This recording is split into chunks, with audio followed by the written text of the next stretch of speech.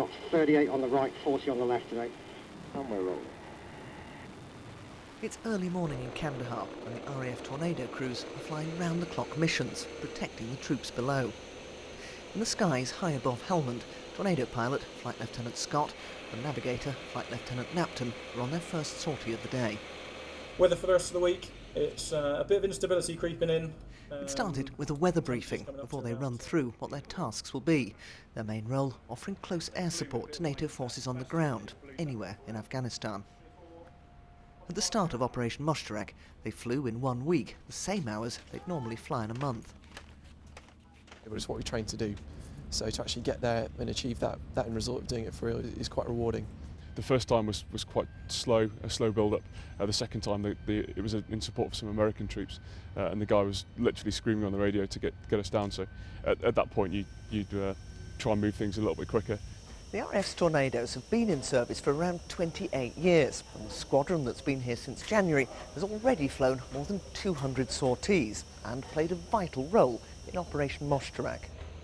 On one mission, 9 Squadron's commander had to locate and then bomb a Taliban rocket position to help soldiers under fire, using the Tornado's sophisticated camera pod to find the target. We had intelligence that there was a rocket pointing at them about a kilometre north of the village. We put our pods down onto the ground, located the rocket, and after 15 minutes of going through the targeting process and then actually ascertaining there were no civilians in the area, we destroyed the rocket. This was the moment of impact filmed from the Tornado, flying at 7 miles a minute, thousands of feet up. But such footage, usually classified, isn't just about dropping bombs. The Tornado crews spend up to a third of their time using the plane's cameras to film intelligence material, showing exactly what's happening on the ground. In a tiny office, the men and women of the Tactical Imagery Wing are busy analysing the pictures the air crews brought back today. It can even be viewed in 3D, showing the height of compound walls or changes to the road surface that could betray the presence of a roadside bomb. We are able to identify down on the ground the subtleties on the ground that may identify there's an IED, and if we do, we'll directly send out to the troops on the ground a threat warning for them to avoid it or for them to clear the IED on the ground. So this is saving lives? Absolutely, that's our primary objective here, is to save lives and to remove the IED threat from on the ground.